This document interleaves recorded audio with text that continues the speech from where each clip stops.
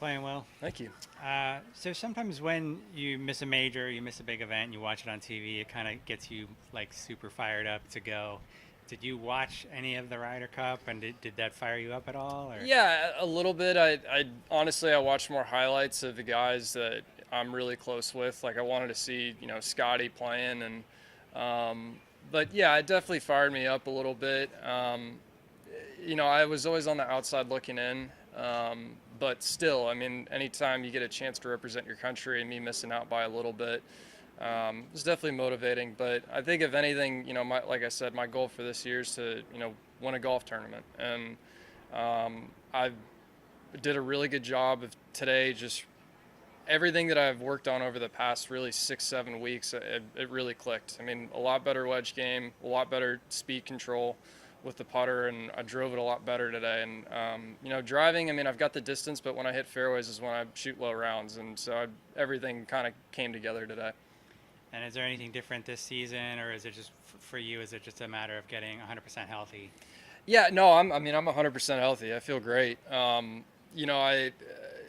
gotten asked a lot, what are your goals for this year? And besides winning a golf tournament, I really don't have any. It's just getting better at what I'm, all around with my game. I mean, my iron play obviously is what's made me a great player, but improving on my weaknesses and, having a day where you make 150 feet of putts and hitting a lot of fairways, that's something that, really this year, I have more process goals than in terms of results goals. But of course, everyone has goals of trying to be on a Ryder Cup or a President's Cup. So, um, you know, I'm, I'd be lying if I said I don't have a little fire in my belly after missing out and watching, guys that I grew up with playing as a part of Team USA. So, hopefully, down the road, I'll be a part of that team. And then, real quick, is it kind of a relief to not be in that weird status that you were in last season, and to know that like you're a normal, full-fledged tour member? Well, If you play so well, you're gonna yeah, I do. mean, sort of. I mean, I'm not in CJ Cup or Zozo. So well, I actually just got a spot at Zozo. So I mean, I'm still carrying the remnants of that, if you will. So I'm not really out of the weird status yet. Um, but at the same time, I mean, obviously, being able to plan my schedule is a massive, massive bonus. Real quick, I know you and Cameron, you guys overlap for how many years at Wake Forest? 3 years. 3 years. What's it? What's about his game? I mean, obviously they've shown over the last year plus that's taken him to this level. Yeah, he's incredibly stoic. I mean, that's the thing with him is that you'll never see him, be a fireball or anything like that. He's an incredibly steady player.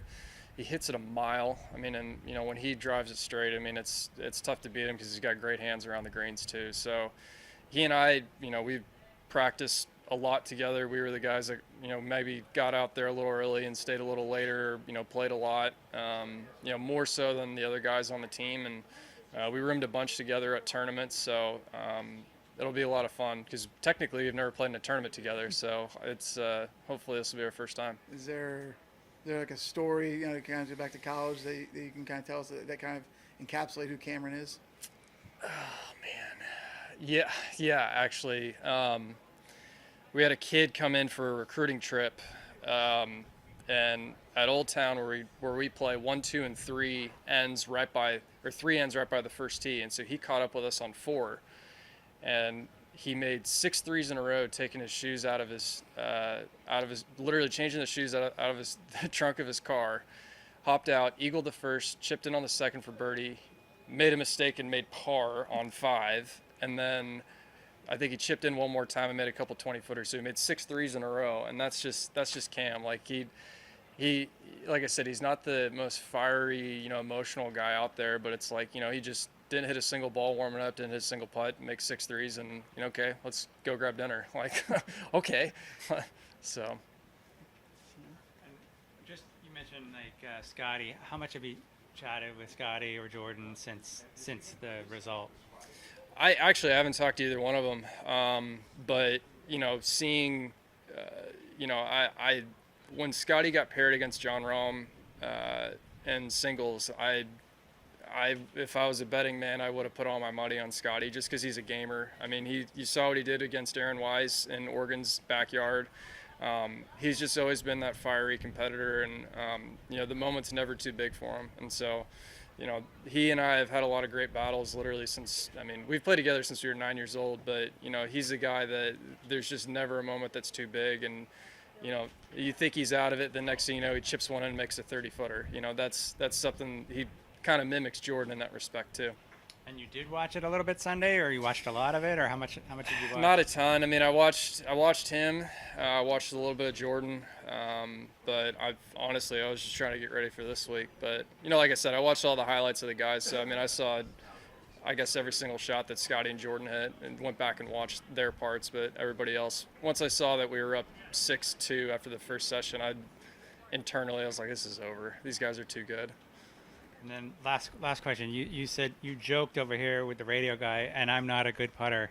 Why did you joke about that? Like, is there a little? Yeah, you get ticked off about? No, being no. called that, I think it's funny that I get given a hard time about my putting, and if you add in Augusta last year, which didn't have shot length, would have been a positive strokes gained putter. Yeah, is it the prettiest? No, but am I productive? Yes. So, the days where I make 20 footers. Those are the days that I end up, putting great rounds together, because I'm always going to be the guy that's going to hit 14 plus greens to give myself chances. So I got to give a lot of credit to Josh Gregory. He and I spent a lot of time together over the last 4 or 5 weeks, and really just kind of